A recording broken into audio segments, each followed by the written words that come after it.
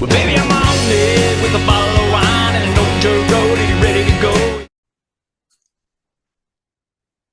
Hey, thanks everybody for joining us today. Live Music Nation podcast. I'm your host, Jake Gill. Today, we're with Brookes Ebetsch from Metropolis Arts. How are you, Brookes? I'm great. Thanks, Jake. Good, good. Brookes, give us a little background on you. Where did you grow up?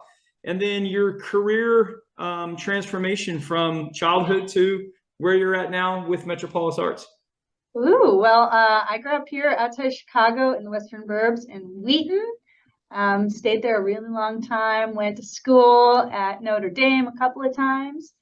Worked out there originally. My training is actually in visual arts. Okay. And worked in Latino cultural planning and organizing and visual arts for that community.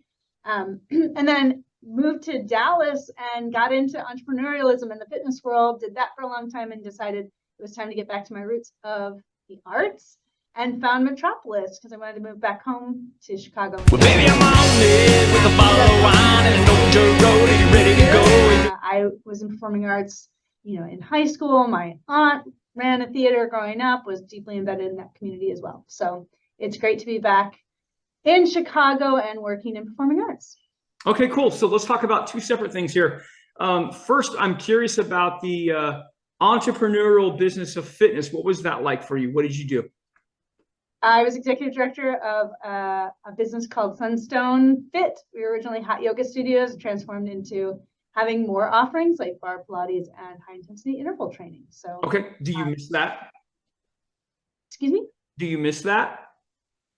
Oh, there's lots of people I miss there. There's some of my best friends, saw me transform my whole life, got married, had kids, that whole thing with all of them. And getting to focus on fitness and helping people in their life is a great way to spend your time. So there's plenty of things I miss, but the arts has its own special place for, particularly in pandemic world, for bringing joy and happiness and, some introspection as well to everyone. For sure. What kind of comparisons between those two different positions could you make? Or were there things from the fitness leadership role that you brought with you to the theater leadership role that you wouldn't have had before?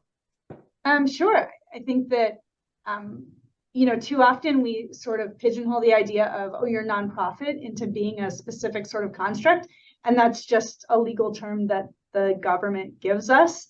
Mm-hmm. We get the opportunity, of course, to have donations, which most businesses don't. Right. But they're basically the same. I mean, I'm an executive director in both roles. We still have finance, we have marketing, all the same sort of things. We have balance sheets. You need to understand accounting, projecting out, and doing strategic planning too. So whether your product is sort of getting out into the people and getting them engaged in a product inside of a studio for fitness or inside of a theater to engage, it's very similar. And trying to get that sort of repeat user experience as well, that while everybody loves a drop-in every once in a while, what we're really trying to do is cultivate those good habits over time, right? And to then get some people who really want to share that experience with others. Sure. What's your most enjoyable part of the job that you have right now? Oh, well, I mean, I think it's always great to have a live show, right? Being able to employ artists to do what they do best, to let them shine, and then get everyone else to enjoy that and experience that, because I think that is really where the alchemy exists, is that interaction between artist and patron. Cool. Tell us about your performance venue, describe it, and then tell us about some of the events that you've had there in the past.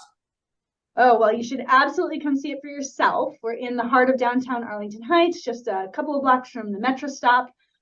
We have a 329-seat theater. There's not a bad seat in the house. There's no such thing as obstructed view. Right. We're super close. It's less than 60 feet from the thrust to the back of the theater. So you get to see everybody up close and personal all the time. It's great.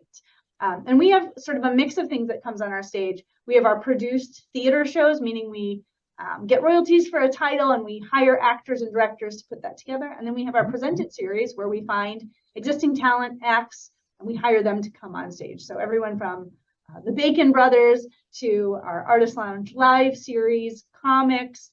And then we also have things for children during daytime called Stories in Action. So some kids theater groups that come through as well.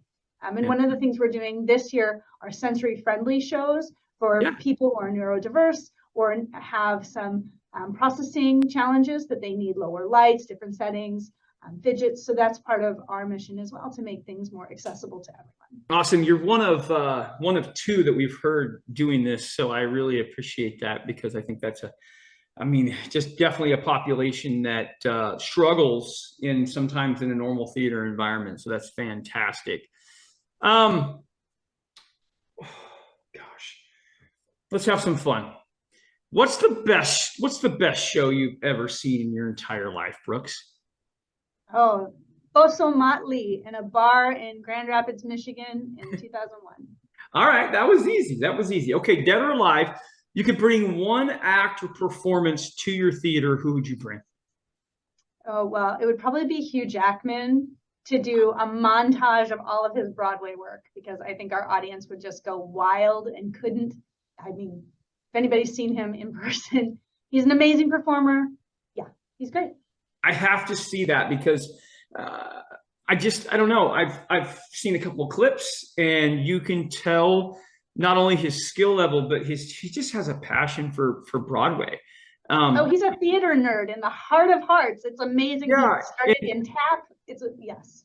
He doesn't make the money that he makes there as he does in Hollywood, but to just you just hear people rave about it, and I've got to do it. I've got to see it. So yeah. Very good. Brookes, how do people find out more about your performance venue and Metropolis Arts? Sure. Go to metropolisarts.com. Follow us on Facebook at Metropolis PAC, or on Instagram at Metropolis Arts. We'd love to have you join us. We also have a School of Performing Arts, which I should say in the same breath. So kids through adults, we'd love to have you here. Musical theater, acting, instruments, the whole thing. Yeah, for sure. Very good. Brookes, thank you so much for being on with us today. Sure thing. Nice to have this time to talk about things, and onward. Okay. Well, baby, I'm